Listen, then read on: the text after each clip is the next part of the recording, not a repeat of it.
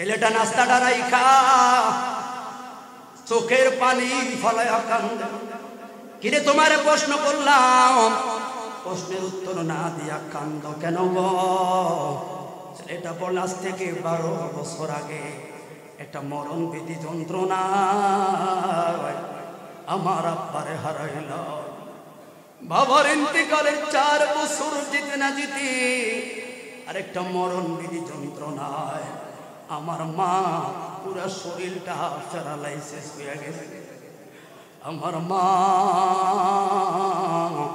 2-1টা শব্দ ছাড়া আর কিছু করতে পারে না।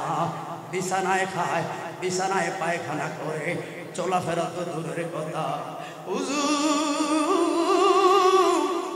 আমার মা ছাড়া এই দুনিয়ায় আমার কেউ, আমার মা ছাড়া এই দুনিয়ায় আমার কেউ নাই গো। ওই যে প্রথমে আইসা এই কথাটা খেয়াল করলে উত্তরটা পেয়ে যাবেন। ওই যে আইসা আপনারে বসায়া আমি ভিতরের মধ্যে গেলাম। প্রত্যেক দিন সকাল বেলায় গরু লইয়া বাজারে যাওয়ার আগে মার রুমে যাইয়া দেখি সারাটা রাত পায়খানা প্রস্রাব কইরা আমার মা কাঠটারে সব বাসায় লাইছে। মা রুমের সামনে গেলে আমার মা একটা মুস্কি হাসি মারে। মুস্কি হাসি মারলে, কারণ বাপ মা যত বুড়ো হয়ে যায় রে তত শিশুর মতো হয়ে যায়। আমরা সমাজে কত বৃদ্ধাশ্রম বাড়ির যুবক, বাপ মা বুড়ো হইলে বিরক্ত বোধ করে। হুজুর, আমার মায়ে মুস্কি হাসি দিলে আমি বুঝতে পারি। ছোট বাচ্চারা পায়খানা প্রস্রাব করলে দেখবেন কান্নাকাটি করে, একটু পরিষ্কার করে আবার রাখলে বাচ্চাটা ঘুমায়া যায়। আমার মায় আমারে বুঝায়, পুত্রে কষ্ট লাগে, একটু দেশ না রে আমারে পরিষ্কার কইরা। সকালবেলা গরম পানি কইরা গো আমার আমারে পরিষ্কার কইরা নতুন জামা কাপড় পরায়া আবার খাটের মধ্যে শোয়া খাওয়ায়া দাওয়ায়া আমি গরুটা লইয়া যাই। সারাটা দিন থাইকা গো যেই মাত্র আপনার লইয়া ঘরের মধ্যে আইছি আমি পাগলার তো চিন্তা। পাশের রুমে আমার মা আছে, দৌড়াই আমার রুমে গেছি গো, যায়া দেখছি আবার পায়খানা প্রস্রাব কইরা সব নষ্ট করছে। আমি যাওয়ার সঙ্গে সঙ্গে আমার দিকে একটা মুস্কি দিছে গো। ব্যাগটা রাইখা দৌড়াইয়া আমার জন্য গরম পানি রান্না করলাম। গরম পানি কইরা আমার মারে আমি গোসল করাইলাম। এরপরে নতুন জামা কাপড় পরাইলাম। হুজুর গো, এরপরে খাট সব পরিষ্কার কইরা আমাদের নবীদের যে আমলগুলো করাইলাম। এরপরে দেখছেন একটা ব্যাগ, ওই ব্যাগের মধ্যে কিছু গোস্ত রাখলাম। ওই গোস্ত আমার আগে বললাম না, আমার সংসারে আমার মা ছাড়া কেউ নাই। এই গোস্ত নিজেই বার করলাম, নিজেই কুটলাম, নিজেই ধুইলাম, নিজে রুটি বানাইলাম, নিজেই রান্না কইরা আমার মারে খাওয়ায়া আপনার এই জায়গায় আসতে আসতে 3টা ঘন্টা সময় আমার ক্ষমা করবে। এই জন্য তো আমার নবী বললেন, বাবাকে তোমরা কাবা জানিও, মদিনা জানিও, মাকে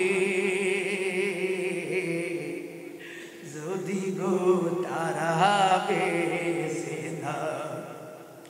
নবী কেমনে শিখায়া দেয়, আমি করি নাই, করিতে পারি না, আমি করি নাই, করিতে পারি নাই।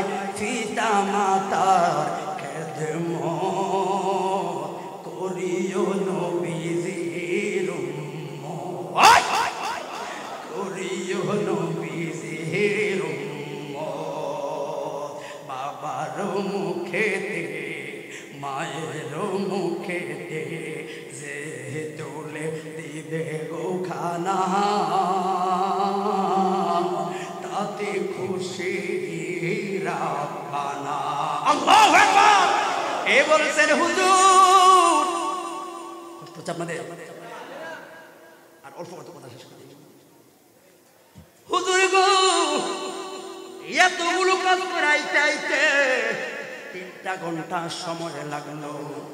যুবকের কথা শুইনা একজন রাগী পয়গাম্বরে চোখের কোনায় পানি ঝরা ঝরা। আল্লাহ বলেন ফালিয়াদহাকু কালিলান ওয়ালিয়াবকু কাসীরা। আল্লাহু আকবার। এবার যুবকে বলে হুজুর আপনি কান্দেন কেন? জিবরাইল এসে কয় আল্লাহর নবীজি ও মুসা এই জায়গায় আপনার উত্তর লুকায়া রয়েছে। আল্লাহু আকবার। এবার প্রশ্ন করে তুমি যে 3টা ঘন্টা তোমার মারে খাওয়াইছো, কষ্ট করছো, খানার সময়ে তোমার মা কোনো শব্দ করেনি, কিছু বলেনি, এই কথাটা আমারে বলো। মুসা নবী বলেন যুবক রে, তুমি 3টা ঘন্টা প্রত্যেক দিন মেহনত কইরা আজকে 8টা বছর হলো একই মেহনত একই টাইমে চলতেছে। এই যে লাস্টে আইসা মার মুখে খানা দাও, তোমার মা খানা খায়া কিছু বলেনি।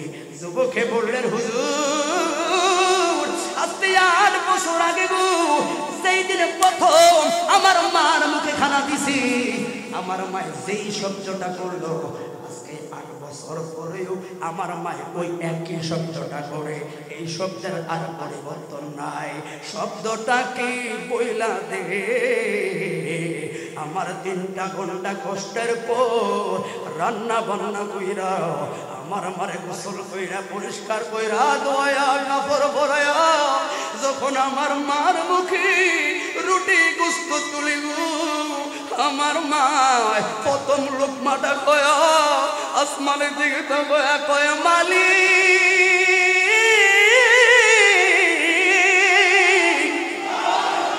আমার সন্তান রে জাবানার পয়গাম্বরের সঙ্গে জান্নাতি বানায়া দিল।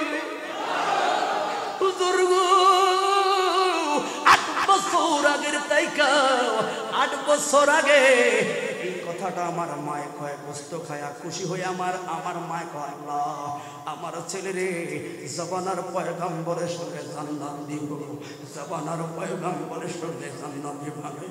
মুসা নবী হাউমা করে গাইলা কয় পাগলা রে আমার বুকে আমি আর কেউ নাই রে, আমি জাবানার পয়গাম্বর রে মুসা তোর দুয়ারে হাজির। হাত তুলে বলেন আল্লাহু আকবার।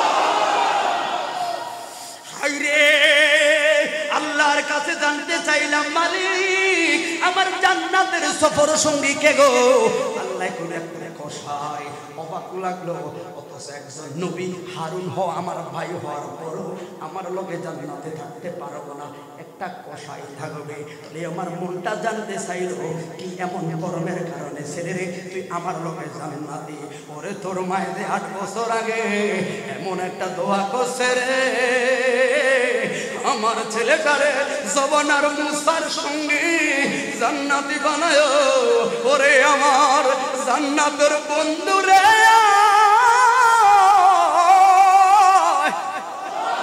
তুই কষায় আমি মুসার সঙ্গে আল্লাহর জান্নাতুল ফেরদাউসে থাকবি। মার দোয়া আমার আল্লাহ বিফলে দেয় না, কথা বলুন ঠিক না বেশি। এই জন্য যুবক তোমার চোখের আড়ালে দৃষ্টির আড়ালে তোমার মা যে তোমার লাইগা দোয়া করে তোমার তো খেয়াল নাই। তুমি বাবু খালি পরীক্ষা দিছো ভালো রেজাল্ট করছো না রে, তোমার মা বাবার বিশাল দোয়া লুকায়া রয়েছে। এই জন্য বলি ওরে কোটি টাকা দিল তোর স্ত্রীর মন পাওয়া যায় না। 10 টাকা 50 টাকার পান সুপারি লইয়া গেলে দেখবি রে পান খাওয়াই না মা মুস্কি একটা হাসি। 50 টাকার ফান সুপারি লইয়া গেলে দেখবেন লাখ টাকার বান্ডিলে রাখবো। আমার মায় ফান খাওয়াই না। এই জন্য অনেক সময় ওই কিশোরগঞ্জের সাইডে নোয়াখালীর সাইডে গেলে আমার আব্বা সাক্ষী আমি বস্তা ভৈরা সুপারি লইয়া খাই। আমি জানি অনেক সময় কিন্তু এত সুপারি দিয়ে কি করবে না, তোরা বুঝোস না। এই 1-2 হাজার টাকার সুপারি আমার কোটি টাকার বান্ডিল দিব। আমার মায়ের নিজেও খাইতে আমার ফুতে আনছে। এই জন্য ভাই কাজ কামে যাও, যেই কোনো জায়গায় যাও, অটোওয়ালা আমি সব ওয়ালা সিএনজি ড্রাইভার দিন মুখের বাইরে স্ত্রীকে বলো তোমাকে কি লাগবো, এর সাথে একটু মারে কইও মা কি লাগবো গো। মা বাবা কখনো সাধ্যের বাহিরে যায় না। এরে দেখবি গ্যাস্ট্রিকের ঔষধ, জ্বরের ঔষধ, এই প্যারাসিটামল 50 টাকার 20 টাকার ওষুধ আনতে কি ফোনতা করবো না যুবক। মানুষ পান সুপারি গুলো কিনা দিতে কি ফোনতা করিস না, কারণ ছোট্টবেলা মা তোমার আমার প্রতি কখনো কৃপণতা করে নাই। করবে যেই মাত্র আসলো রে 9 মাস 10 মাস পরে বিজ্ঞানের ভাষায় কেমনে আইলাম। এখন তো সিজারের জমানা, এখন তো কষ্ট হয় না। আমরা 6টা ভাই বোন নরমেলে দুনিয়াতে আইলাম। বিজ্ঞানের ভাষা 44% মানে 46 ডিগ্রি ব্যথা যদি একজন মানুষের শরীরে আসে, 46 ডিগ্রি ব্যথা কেমন বলে। একটা মানুষের শরীরে 200-250 হাড্ডি আছে। একই টাইমে যদি অ্যাক্সিডেন্ট কইরা 20টা থেকে 30টা হাড্ডি একই টাইমে ভেঙে যায়। ওই একই টাইমে হাড্ডিগুলা ভাঙলে যেই ব্যথাটা অনুভব হয় ওটা হলো 44 ডিগ্রি ব্যথা। আর এই ব্যথায় মানুষের মৃত্যুর ঝুঁকে যায় 85 থেকে 90% মানুষের মৃত্যুর সংখ্যা দেয়। আর তুমি বুঝনি আর যেদিন আমি ভাবলাম দুনিয়াতে আইছি রে, ওই আসার 1 ঘন্টা আগে আমার মার যে প্রসব বেদনাটা উঠছে রে, ওই প্রসব বেদনাটা 44 ডিগ্রি ছিল না। ওই প্রসব বেদনাটা 60 থেকে 65 ডিগ্রি যায় মার গলি যায় বারে মাসে রে। এরপর মা সন্তান রে কুলে লইয়া যন্ত্রণা করে যায়। ওই সন্তানরা মারে কয় গুড়ি, ওই সন্তানটা বাবারে কয় বইরা। বাবারে চিনচুনি বাবা নামের লোকটারে অবহেলা করো। সামনে শীতকালে একটা সিরা পাঞ্জাবি একটা সিরা লুঙ্গি বয়া তোরে কোনায় লাঠিটা পথ দিয়েছে বয়া তাকে ফাত্তা দাও না। আর তুমি কেমন এখনই অনেক সময় কোম্পানিগঞ্জের বাজারে বেশি দূর নয়, আমি যত রাত্রে আসি হাজিগঞ্জের বাজারে ওই রামগঞ্জের রাস্তার মাথায় আমার গাড়িটা আমি রাখি, একটু এই জায়গায় দাঁড়াই। আবার অনেক সময় ওই অগ্রণী ব্যাংক মানে শামিরান হাসপাতালের সামনে বিসমিল্লাহ হাসপাতালের এই পাশে একটা দুধ ডিমওয়ালা লোক সারা রাত থাকে, ওই জায়গায় দুধ ডিম খায়। ওই জায়গায় কিন্তু ঢাকা চট্টগ্রামের কার্গোগুলো পরিবহনগুলো ওই জায়গায় থামে। অনেক সময় তাকাইয়া দেখি 2টা বাজে 3টা বাজে 4টা বাজে, সেই শীতের মধ্যে গমের বস্তাগুলো, চাউলের বস্তাগুলো, আটার বস্তাগুলো টাকের টাকা খেয়ে নামায়। এক মুরব্বীর বাড়ি হলো শাহরাস্তি জোয়াবাংলা। বললাম আব্বা একটু চা খান, কথা আছে। বাবা রে বস্তাগুলো নামানো লাগবে, যাক না বস্তার টাকা আমি দিব। বলেন না এটা বাজে, তোমার হাতে কি করে নাই আছে, এখন বাজে ফোনে 4টা। আচ্ছা আপনি কি করেন? কয় বস্তা লাগায় টানে। আব্বা বলুন এই সময় আমার জেডি এখন কি করে? কয় তোমার জেডি ঘুমায়, আমার ভাই বোনরা কি করে ঘুমায়। বাবা এটাই জানার ছিল। অনেক সময় আমার ড্রাইভার থেকে প্রশ্ন করি বলেন আপনার স্ত্রী কি করে? আচ্ছা মনে করেন এখন আমার স্ত্রী কি করে? সবাই ঘুমায়, কিন্তু বাবারা ঘুমায় না রে, ঘুমায় না।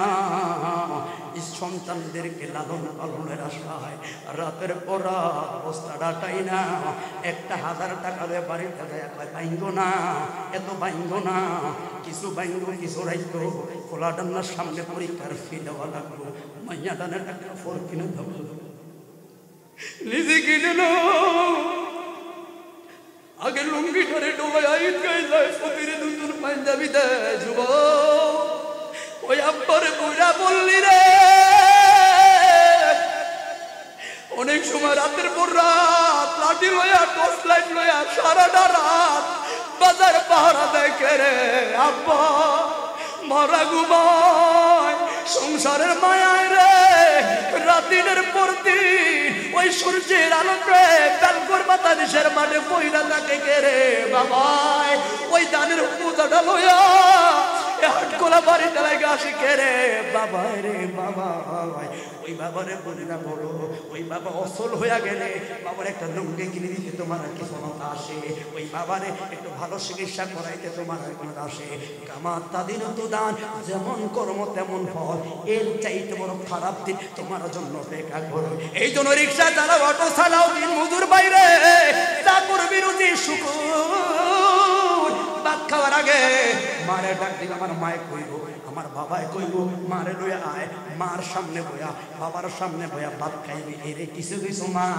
সন্তানে মা কইয়া ডাক দিলে বাবা কইয়া ডাক দিলে মনে খুশি রে কথা বলুন দিবে না বিঠে এই জন্য ভাই সর্বশেষ তোরে এই মুসা নবী এই ঘটনা থেকে কি শিখতে পারলাম দৃষ্টির আড়ালে চোখের আড়ালে উপকার যদি কেউ করতে থাকে সেটা হলো মা সেটা হলো বাবা এই জন্য কথা কাজে জায়গা সম্পত্তি লয়া অনেক সময় ভিন্ন মত হতে পারে রে যুব আমার আব্বা এই জায়গায় আছে আমাকে বাড়ির জায়গা ছোট আমার আব্বা এখানে দোতলা একটা বিল্ডিং আছে আমাদের তো আমার আব্বা এটা তারি করিস না তোরা এটা ছোট ভুতরে দিয়া দিয়াম আমি কইলাম আব্বা 4 শতক জায়গার মধ্যে নয় 1 শতকের মালিক এই দোতলা বিল্ডিং এর মধ্যে হলে 5 লাখ টাকা আমি ভাগে পাবো কিন্তু আমার বলছেন তোরা আর দাবি করিস না তার মানে আমি যে সচ্ছল আমার বাবা আমাকে বলে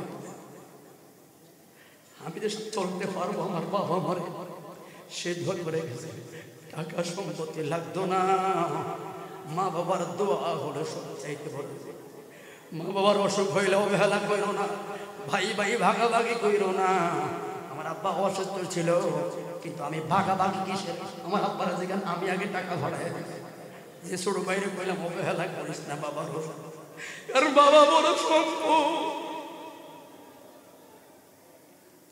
ওই বাবা মা ফাতার এসে জায়গা কইরা বড় বাড়ি কইরা তোমার দিয়া গেছে ফাতানের মধ্যপাড়া মসজিদে শুক্রবারে আইলা পাশেই তো শুয়ে রয়েছে মা কবরে পাশে শুয়ে রয়েছে বাবা কবরে ওই শুক্রবার হলেও একটা বার তো মার কবরের সামনে যাওয়ার তোমার মন হলো না টাকা চায় না সম্পদ চায় না বাড়ি দিয়ে আইলো কিছুর বাক চায় না মা বাবা কয় ফুতরে ওই রেখে বাড়ি দিলাম ঘর দিলাম রে কোনো কিছু চাই না রে অন্তত শুক্রবার জুমার নামাজটা পড়া মার কবরের সামনে বাবার কবরের সামনে 5টা মিনিট সময় দে একবার সূরা ফাতিহা 3বার সূরা ইখলাস পড়া মার লাগি দোয়া কর বাবার লাগি দোয়া কর ক্যান্সার হইছে শুনিয়া রে স্বামীর খাদ্য নালীতে টিউমার ক্যান্সার হইছে এই কথা শুনিয়া গো আগে বাগে স্বামীর ডিভোর্স দিয়া দিছে কিন্তু রাখে আল্লাহ মারে কে অপারেশনটা সাকসেস ওই লোকটা বাইসা গেছে এখন ওই মহিলা রিকশার ড্রাইভার টোগায়া হয় না কিন্তু ওই হুজুর এর চাইতে ভালো মেয়ের সঙ্গে সংসার করে আল্লাহু আকবার তাহলে এখানেও তো দেখলাম যারে আমি আদরের গলার মালা বানায়া কোটি কোটি টাকা যার হাতে দিলাম যাদের লাইগা 70টা বছর থেনা থেনা করলাম ওরে যেই পরিবারের লাইগা রে ফাতানিশের বেলগড়ের মাঠে আরে এত ঘাম জড়াইছি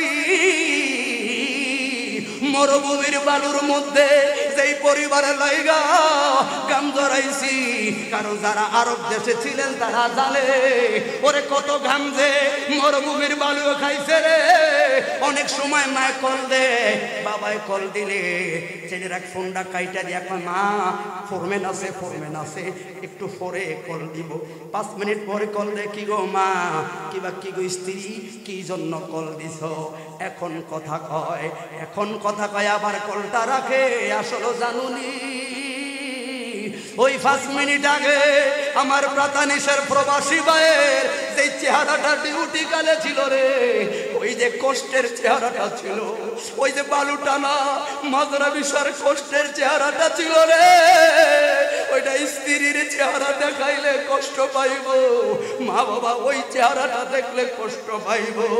মুখ দিয়ে টিস্যু দিয়ে মুইসা ভালো চেহারা দেখায়া তারপরে মার স্ত্রী কল দেয়, এর নাম হলো প্রবাসী রে, ঠিক না বেটি? অসংখ্য মহিলা, অসংখ্য মেয়েরা, নতুন স্ত্রীরা ওই প্রবাসীদের ঘাম ধরানো টাকা লয়া অন্য ছেলেদের সঙ্গে কথা বলে, কি গো মা কি ভাবছো তুমি, কি বোঝো কেউ দেখে না। মনে রাখো ইন্নাহু আলিমুন বিযাতিস সুদূর।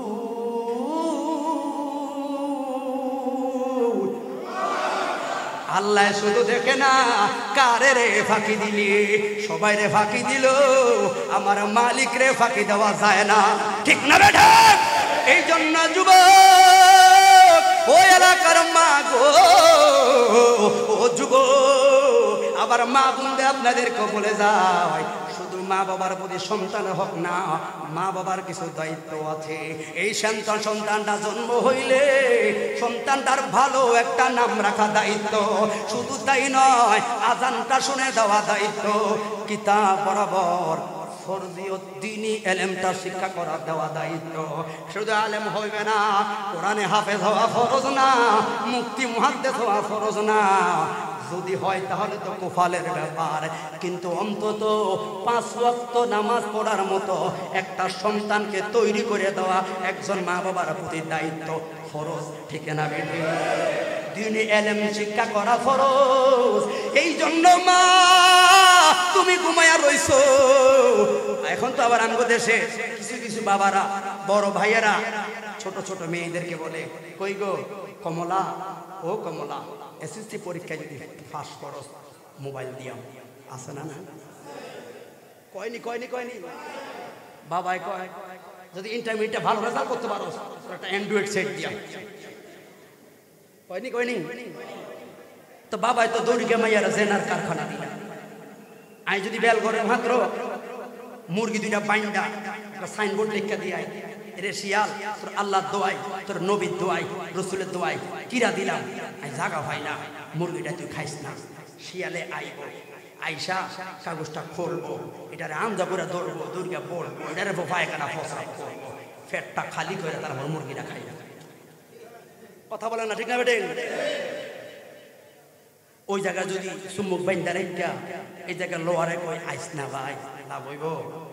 আপনি যদি মাইয়ারে মোবাইল হাতে দিয়া মডেল করা হাঁটায়া এরপরে যদি এখন ফদ্দার ওয়াজ করেন, লাভ হইব? কথা কোন লাভ হইব? কিছু কিছু মুরব্বীরা যে বেজার মনে হয়েছে, বেজার হয়েছে না আমার লাগে, শুধু খেয়াল করবেন, কারণ মা বাবার খেদমতের মধ্যে এগুলো পরে আপনার সন্তানগুলোর হোক আজকে কথা বিষয়। অতএব আপনার মেয়েটাকে বিয়ের আগে কোন মা বাবা কোন মহিলারাতে মোবাইল দিতে পারে না, কথা বলুন, ঠিক না বেটে? এই আমার সাথে একসাথে আছেন, কার হাত তুলেন? চাই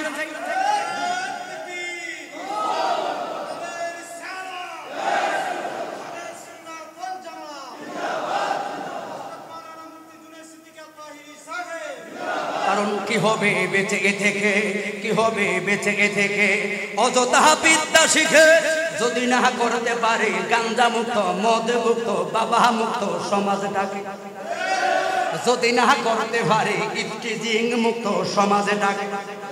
আরে কি হবে আলেম হয়ে, চেয়ারম্যান হয়ে, ইমাম হয়ে সমাজেতে যদি না হক কথা বলতে পারে উচ্চ সুরে। চাকরির বয় করহ যদি ছেড়ে দাও ওই না গদি, চাকরির বয় কর যদি ছেড়ে দাও ওই না গদি। কি হবে ধোঁকা দিয়ে আল্লাহকে, কি হবে ধোঁকা দিয়ে আল্লাহকে, ঠিক না বেটে? আরে কি হবে দালাল কোটা এলিং বিল্ডিং বাড়ি গাড়ি, কত মানুষ না খেয়ে পর বাড়ি দিচ্ছে পারি। আজরাইল আসবে যবে দেহটা পরে রবে, আজরাইল আসবে যবে দেহটা পরে রবে। কোনো কাজে লাগবে না ওই বিল্ডিংটাকে, সেদিন কোনো কাজে লাগবে না ওই দালানটাকে। কথা বলুন, ঠিক না বেঠে? আপনাদের খারাপ লাগতেছে? দুই একজন মুরব্বি গেল, যাক আল্লাহ কবুল করো, সকলে বলুন আমিন। এই জন্য বাইরে তোলে প্রবাসীদের স্ত্রীদেরকেও স্বামীর হক মেনে চলার দায়িত্ব আছে না নাই? আমি পয়েন্টে পয়েন্টে কথা বলি। আপনার সন্তানটা রাতের 10টার পরে কেন বাহিরে, এটাও একজন মা বাবার দেখার দায়িত্ব আছে না না? আমার মোবাইল কিনে দেওয়ার আগে মাইয়ার চেহারা ছিল বালা, এখন মাশাআল্লাহ মাইয়া মোবাইল লইয়া মডেল করে যে যায় রে, পাশের রুমে কুডুর কুডুর কুডুর কুডুর করে। কি গো মা কার লগে কথা কও? আপনি কি জানেন না আমার সায়েন্সের পড়া, ইন্টারমিডিয়েটের পড়া কি কম নেই, ডিগ্রির পড়া কি কম নেই? আসলে যে আলকিমার মায় অন্য ছেলের লগে কুডুর কুডুর করে গো। মোবাইল কিনে দেওয়ার আগে মাইয়ার চেহারা ছিল বালা, এখন মাইয়ার চেহারা দেখা যায়। কথা বলে না কেন? চেহারার মধ্যে বরং কারণ কি? ওই যে সঙ্গ দোষে মোবাইলে শেষ। এই জন্য বলে প্রত্যক্ষভাবে পরোক্ষভাবে উপকার কেউ করলে 1 নাম্বার হলো মা, 2 নাম্বার হলো বাবা, ঠিক না বেঠি? এই জন্য যুবক ওই ওয়াকাদা রাব্বুকা আল্লা তা'বুদু এই আয়াতের ব্যাখ্যায় মুসা নবী নাম শুনছেন আপনারা? মুসা নবী এবং উনি ছিলেন রাসূল। পৃথিবীতে 220 জনের মতো নবী রাসূল ছিল, কিন্তু কেউ জানতো না রাসূল ঘোষণা হলো আমার নবী আসার পরে। কথা বলুন ঠিক না বেটি? ওই মুসা কালিমুল্লাহ নবীদের ব্যাপারে আমার আপনার আকীদা হলো আন-নাবিয়্যু মাসুমুন, নবীরা হলো নিষ্পাপ। শুধু তাই না, আল আনবিয়াউ আহইয়াউন ফিল কুবুরি ওয়া ইউসাল্লি ওয়া ইউরযাকু, নবীরা তাদের কবরে জিন্দা, নামাজও পড়ে, আল্লাহর পক্ষ থেকে তারা রিজিক পায়। এই জন্য আল্লাহর নবী মুসা কয় মালিক আমি মুসার ব্যাপারে আপনার সিদ্ধান্ত কি? আল্লাহ কয় মুসা রে যাই না রা, বিনা হিসাবে মুসা তুমি জান্নাতি। শুধু জান্নাতি নয়, বিনা হিসাবে শুধু জান্নাতি নয়, নবীরা জান্নাতুল ফেরদাউসের মধ্যে থাকবে। আল্লাহু আকবার। স্লোগান পড়েন। এবার মুসা নবী কয় মালিক জান্নাতুল ফেরদাউসে তো থাকবো, আর হিসাব কিতাব যেহেতু নাই, কারণ ওনার কথা হইল বনি ইসরাইল পাক একই টাইমে একাধিক নবী রাসূল প্রেরণ করলেন। যেমন মুসা নবীর আমলে ওনার ভাই হারুন নবী ওনার সময়ে আসলো। মুসা নবীর উদ্দেশ্য হইল 2টা ভাই নবুয়তের কাজে যেমন কষ্ট করলাম, জান্নাতে একসঙ্গে থাকলে ভালো লাগবে। এবার বলে মালিক কই গো, আমি যেহেতু জান্নাতে, তাহলে আমার জান্নাতের সফর সঙ্গী কে? কে আমার লগে জান্নাতে থাকবো? আয়াতের ব্যাখ্যা হলো আপনারা যারা তাফসীর ইবনে কাসীর তাফসীরুল বয়ান খুলে পাইবেন, ওয়াকাদা রাব্বুকা আল্লা তা'বুদু এই আয়াতের ব্যাখ্যা লাস্ট দিয়ে এই কথাটা উল্লেখ পাবেন। কারণ এগুলো মুসা নবী অন্যান্য নবীদের ঘটনা বানায় বলা যায় না। কথা বলুন ঠিক না বেটি? হাইরে মুসা নবী বলেন আল্লাহ আমি যেহেতু জান্নাতি, তাহলে আমার জান্নাতের আমার লগে সফর সঙ্গী কে? আল্লাহ কয় মুসা যাই না রা, তোমার জান্নাতের সফর সঙ্গী হবে একজন কসাই রে, গোশতের দোকানদার। মুসা নবী অবাক, কারণ লা তাবদীলি কালিমাতুল্লাহ,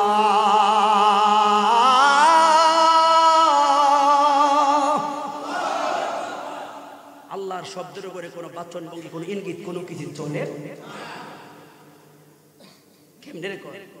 মুসা নবীর উদ্দেশ্য হলো, আমি হয়তো ভাবলাম আমার ভাই হারুন নবীর কথা বলবে, একজন নবী আমার সঙ্গে থাকতে পারবে না, থাকবে একজন কসাই। এবার হঠাৎ করে কয় মালিক শুধু মা বাবা যে আসলে কি প্রত্যক্ষ কথা আপনি জানেন না, কিন্তু আপনার জানার বাহিরও উপকার করিয়া কেউ থাকলে মা, কেউ থাকলে বাবা। কথা বলুন ঠিক না বেটি? 3-4 দিন আগে আপনারা দেখেছেন ফেসবুকে, আমার আব্বা কইছিল ইবনে সিনাতে এনজিওগ্রাম চলতেছে, আব্বা এখানে সুস্থ, এখন 2বার ওষুধ খেয়ে পড়লো, আজকে অসুস্থ। আমি আব্বা আইয়েন আসেন একটু, কারণ মা বাবার চেহারা দিকে তাকাইলো করে কবুল হজের সওয়াব। কথা বলুন ঠিক না বেটি? হয়তো আজকে এখানে মিডিয়ার আছেন, হয়তো আমিও আগে চলে যেতে পারি, কারণ কুল্লু নাফসে যায়কাতুল মউত।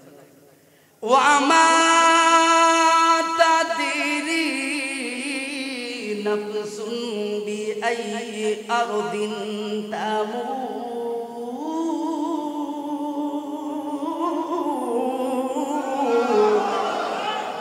কে কখন মরবে, কোন জায়গায় মরবে, কে আগে কেনা কে পরে, কেউ কারো জানা। কিন্তু বাবার বয়স হয়ে গেছে, কিন্তু এখন আমার আব্বা চলতে পারতেছে।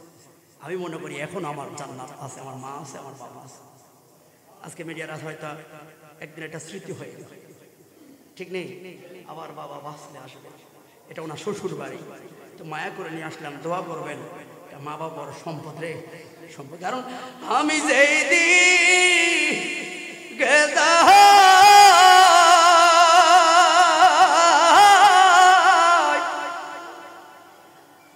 রাতের 2টা 3টা 4টা 5টা বাজানোর সময় আছে, আমাদের কেউ করে খবর করলে মার খবর আগে। আমি দেখি দরজাটা নক করলে আমার আব্বা আগে কে রে, হুজুরনি রে, কিরে বাবা কেমনে, কত সমস্যা। আমি দেখলাম মা বাবা বড় সম্পদ, কেন যুব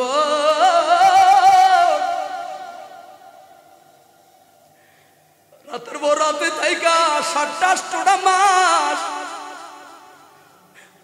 আকাশের তারা গনি রে। যারা মিডিয়ার মধ্যে চালান, এমন কোন জ্বালা নাই আমার যাওয়া লাগে না। আপনাদের দোয়ায় তো রাত তো কেটে যায়, 2 দিন 3 দিন কেটে যায়। তো দেখলাম একবারে ফোন দেওয়া লাগে শুধু মা রে বাবা রে বাবা, ফুতের সুখে সুখে বাপ মা অসুস্থ। এই জন্য বলি যুবক, আমার ভালো লাগে আমার আব্বা 5 ওয়াক্ত নামাজের পাশে তাহাজ্জুদ করে, এটা আমার গর্ব। কারণ সব বাবার ছেলেরা এই জায়গায় আইতে পারে না। ওরে এক জেলার ছেলে আরেক জেলায় দাপটের সহিত প্রধান বক্তা হয়ে ওয়াজ করে তো সোজা না, চট্টগ্রামের জমিনে প্রধান বক্তা হয়ে ওয়াজ করে তো সোজা না। সারাটা বাংলাদেশে আপনাদের তো আমি পাগলায় চুরি রে। আমার সালানে হলো 2টা, আমার মা আমার বাবা। এই জন্য আমি যেই দিকে যাই,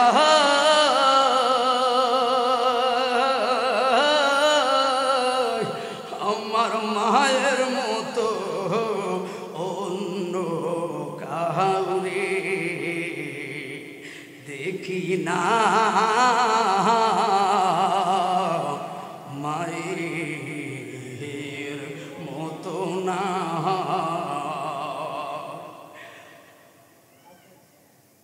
এই জন্য ভাই মুসা নবী আবার বলল, মালিক তলে আমার মনটা একবার জানতে চায়, দেন একটু ঠিকানাটা দেন, কসাইর বাড়িটা কই।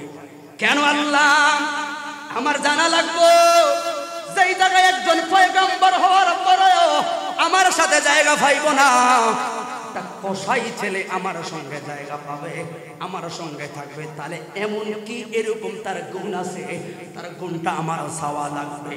আল্লাহু আকবার। আল্লাহ বলে, মুসা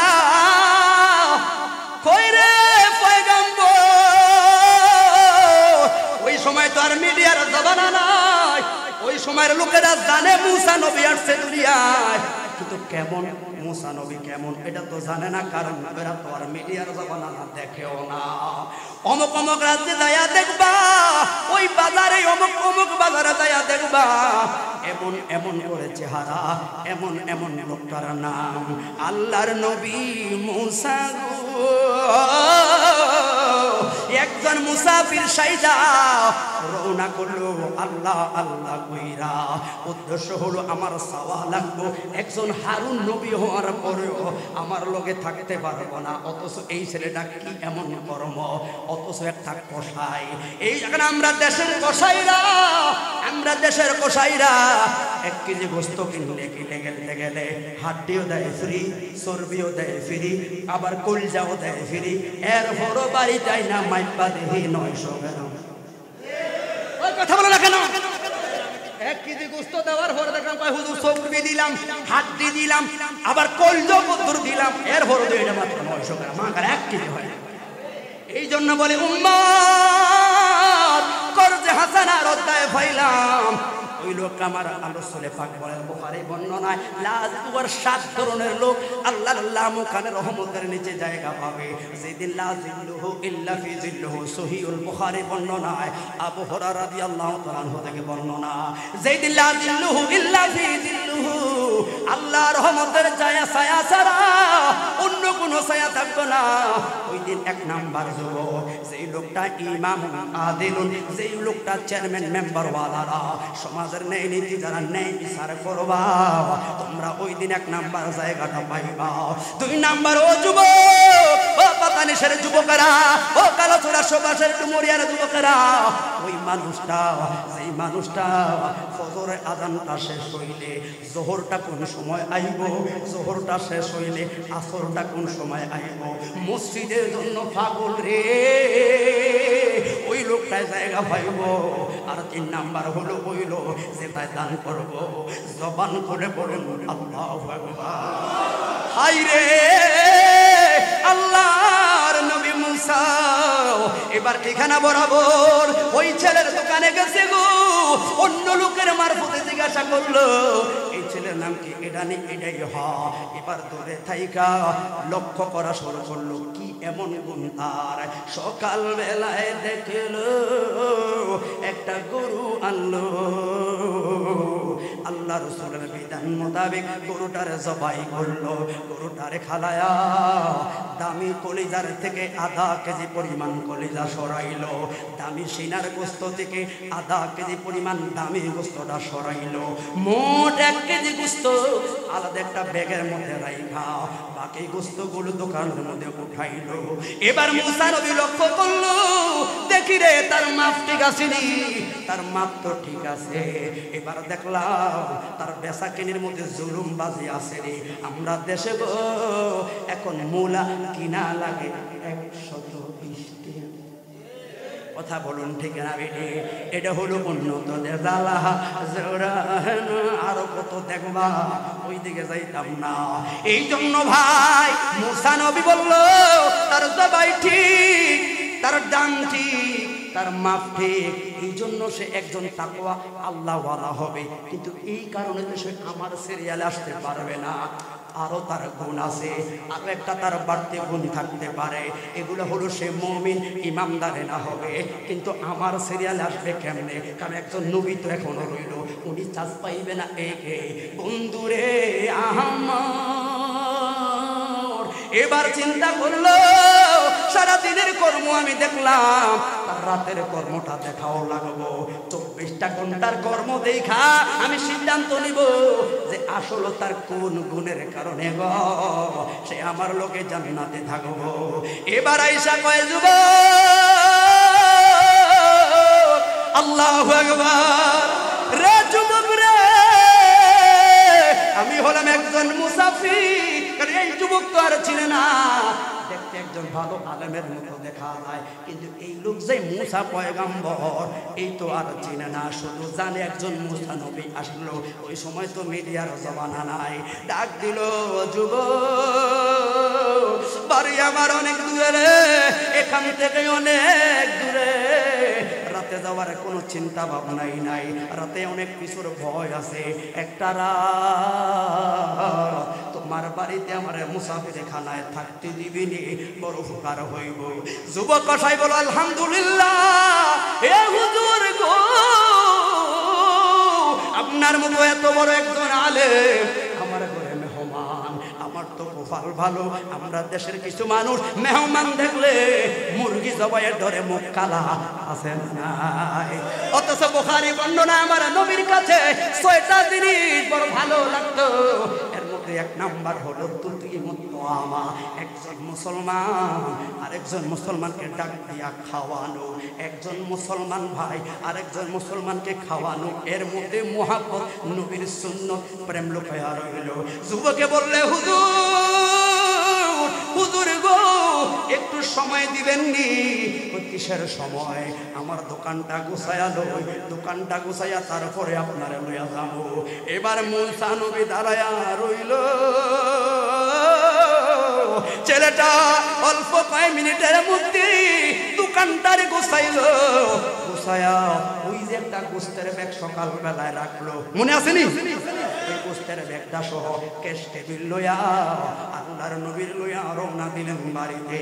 সেই মাত্র বাড়িতে গেল, আগের দিনে তো কাছারি ঘর বেরি ঘর মেহমানকে ডাইরেক্ট ঘরের মধ্যে নেয় না, কাছারি ঘরের মধ্যে সামনে করে রাখলো।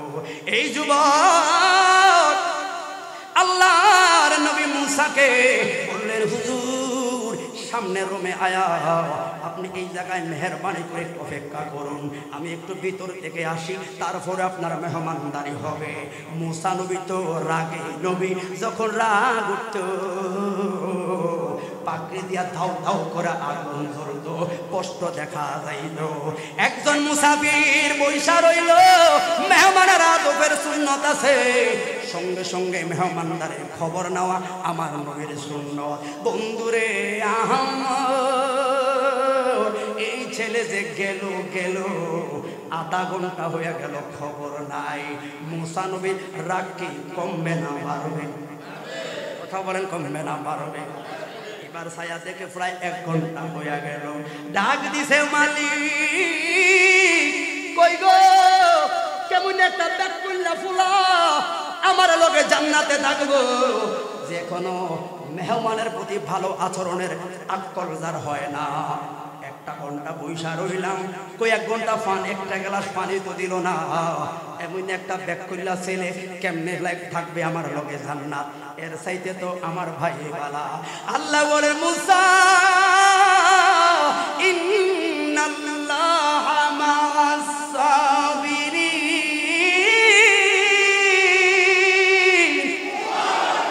ধৈর্য ধর রে মুসা, ধৈর্য ধর। 1 ঘন্টা গেল, 2 ঘন্টা গেল, 3টা ঘন্টা পার হলো। আল্লাহু আকবার। 3 ঘন্টা পরে এই ছেলে 1 বাটি গোশত আর ঝোল লয়া, 2টা রুটি লয়া আল্লাহর নবী মুসার কাছে এসে কয়, হুজুর জান্নাতের চাবি আমার মা। কেমন কথাটা বললা? কথা বলে সিদ্দিক আকবর থেকে হাদিস, দরবারে রিসালাত বড় আদবের দরবার, যেই দরবারে উঁচু আওয়াজও কথা বলা যায় না। এক সাহাবী একটু বধির হওয়ার কারণে উঁচু গলায় কথা বলতো। হাদিস বর্ণনাকারী আবু হুরায়রা রাদিয়াল্লাহু তাআলা আনহুর নাম হলো আব্দুর রহমান। আব্দুর রহমান উনি একজন হাদিস বর্ণনাকারী শুধু নয়, রাসূল পাকের সবচাইতে বেশি হাদিস বর্ণনাকারী সাহাবীর মধ্যে অন্যতম। শুধু তাই নয়, উনি হলেন একজন কাতেবে ওহী। দেরি কইরা সব সময় মসজিদে নববী যাইত। একদিন আমার নবী কইল, আব্দুর রহমান রে, এ আবু হুরায়রা, তুমি দেরি কইরা আসো কেন?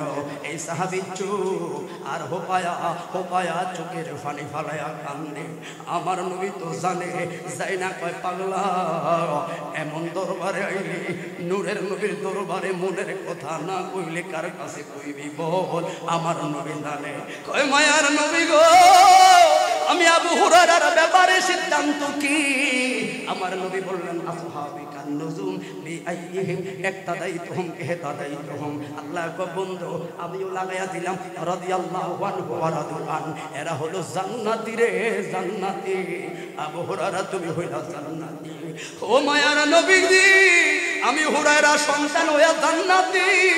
ইসলাম কবুল করার ক্ষেত্রে নবী বলল, ফাদাখালাল দাখালাল মুসলমান দাখালাল ইনসানা ফাদাখালাল জান্নাত ও দাখালতুল ইসলাম ফাদাখালাল জান্নাত। ইসলাম যে কবুল করবে সে হবে জান্নাতি। আমি হলাম জান্নাতি, কিন্তু 10 মাস 10 দিন আমি আব্দুর রহমান রে গর্বে ধারণ করে এত কষ্ট করলো। ওই জলম দুঃখিনী যদি জাহান্নামে যায় গো, একজন সন্তান হিসাবে ব্যথা। ওই কি বলতেছো মায়ার নবীজি? আমি আবু হুরায়রা সকালবেলা রেডি হইয়া যেই মাত্র রওনা দেব আমার মা ইসলাম কবুল করে নাই। আপনি নবীকেও পছন্দ করতো না, নাউজুবিল্লাহ। এই জন্য আমারে বাধা দিত, আপনার দরবারে আসতে বিভিন্ন খারাপ মন্তব্য করতো। যখন আমি জোর কইরা দরবারি সালাতে আসতে যাইব আমার মায়ের হাতের সামনে যা পাইতো আমারে আঘাত করতো। কথাটা বলতে না বলতে চাদরটা খুইলা দিছে, পাঞ্জাবিটা খুললো, দেখলো বেতে রাগা, পিঠটা লাল হয়ে হয়েছে। আমার নবী পোষা যায়, আমার নবী আবু হুরায়রা তোমার মনটা কি চায়? আমি বুঝি জান্নাতে থাইকাম গো, আর মায় বুঝি ইসলাম কবুল করা না করার কারণে জাহান্নামে যাইব। সহ্য হয় না, আমার মায় বাধা দেয়। এই বাধা অপেক্ষা কইরা মায়ের খায়া আইতাই যে একটু দেরি আমার হইব। আমার নবী কয়, ও আবু হুরায়রা তোমার মার জন্য হাত, আমি নবী হাত তুইলা দিলাম। যেই মাত্র আমার নবী আবু হুরায়রার মার লাইগা হেদায়েতের জন্য হাত তুলছে রে, লাগ দিয়া আবু হুরায়রা কোট থেকে পায়ে হইয়া এমন জোরে দৌড়ানো শুরু করলো। বন্ধুরা কয়, আব্দুর রহমান রে, ওরে আবু হুরায়রা কই যা, আগে তো কখনো দেখি নাই। এমন ভাবে দৌড়াদৌড়ি করতে কয়, বাধা দিস না, নূরুন আলা নূর নবী রে।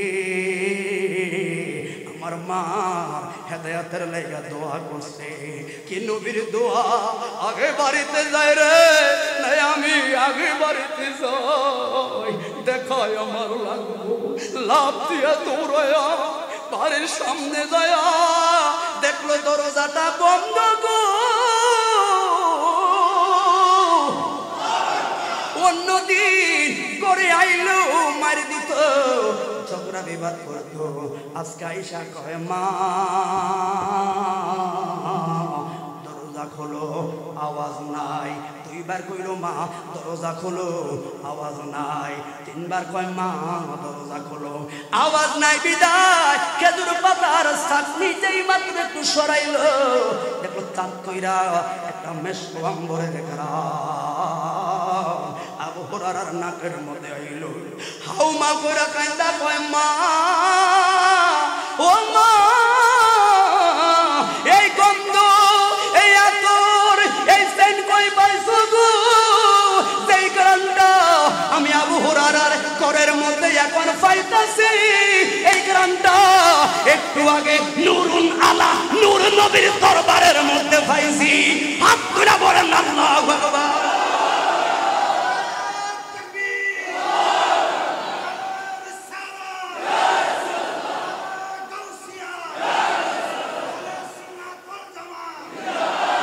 হাইরে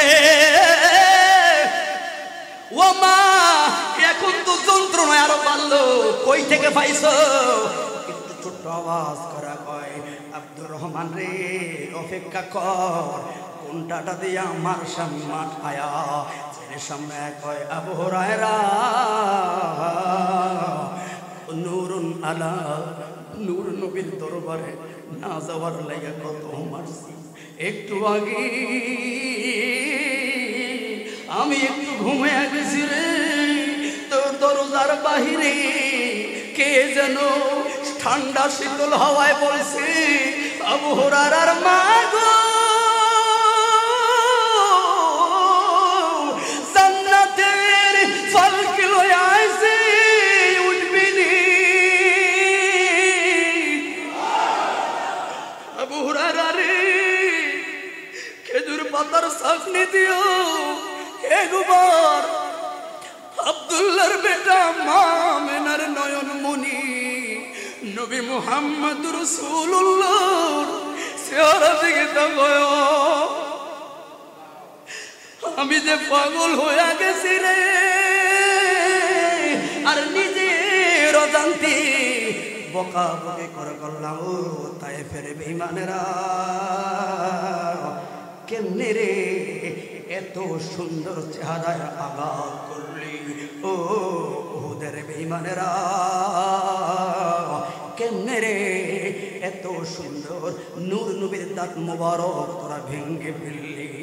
আমি বললাম মায়ার নবীজি প্রশ্ন নাই, পুত্ররে আপনার দরবারে না যাইতে কত মানলাম, এবার আমার আবদার আবু হুরায়রার মার কপালে কোনো হেদায়েতের বাণী আসেনি।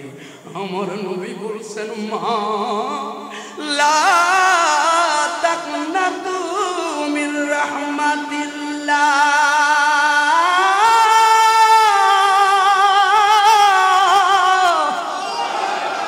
আল্লাহর দয়া অনেক বেশি রে পাতা নিশের মানুষ পার পরিমাণ অন্যায় করলে জান্নাতীদেরকে জান্নাতের সুসংবাদ দেয়। ওরে কাম করলে দুনিয়ার মাহাজনে বেতন দিব, কাম না করলে সাইর পয়সার দাম দিব না, কাজ করলে রোজ দিব, রোজ দিন কাজ করলে রোজ নাই। আমার মালিক কেমন, কাজ করলেও খাবায়, না করলেও খাবায়, যেটা দোষ করে নাই তারেও খাবায়, দোষেরও আমার আল্লাহ খাবায়। আবু হুরায়রার মা কালিমার মালা গ্রহণ করলে আবু হুরায়রা কয় মা গো শুকরিয়া আদায় করলাম, এই জন্য তো বললাম ও জান্নাতের চাবি আমার মা। যারা মাকে ভালোবাসেন তারা শুনবেন এবং বলবেন, আর যাদের মা বাবা নাই গো মনের অন্তরের সামনে মা বাবার চেহারাটা সামনে না বলেন জান্নাতের চাবি আমার মা, মা গো জান্নাতের চাবি আমার। ওর মা যার বেঁচে নাই তার মতন দুঃখী নাই, খালা জেডি তো আর মায়ের মতন না, মা গো জান্নাতের চাবি আমার মা। আরে সবার আগে মায়ের দোয়া কবুল করেন তো আল্লাহ, মায়ের দোয়া দিলে যায় না, ঠিক না বেটা? বলছে এবার হাদিসের প্রথম অংশ, হাদিসের প্রথম অংশে যদিও আবু হুরায়রা থেকে হাদিস, আবু বকর সিদ্দিককে প্রশ্ন করলো দরবারে সালাত করো আদবে, এই জায়গায় অনুমতি ছাড়া শব্দ করাও যায় না। যেমন আল্লাহ বলে ইয়া আইয়ুহাল্লাযীনা আমানু, ও ঈমানদাররা শুনে রাখো, লা তারফাউ আসওয়াতুকুম ফাওকা সাওতুন নবী, আমার বন্ধু নবীর কণ্ঠের চাইতে আওয়াজ দিয়া কথা বলা যাবে না, যদি বলো ঈমান আমল বরবাদ, লা ইয়াশকুরুন টের পাইতা না। আবু বকর বলে আমি দেখলাম কোথায় থেকে একজন পর্দাশীল হইয়া হেজা পয়রা বয়স্ক একজন মহিলা আমার নবীর দরবারে আসলো, লাভ দিয়া আমার নবী দাঁড়াইয়া গেছে রে, আমার নবী নিজের চাদর মোবারক খানা ওই মহিলার জন্য বিছাইয়া দিছে।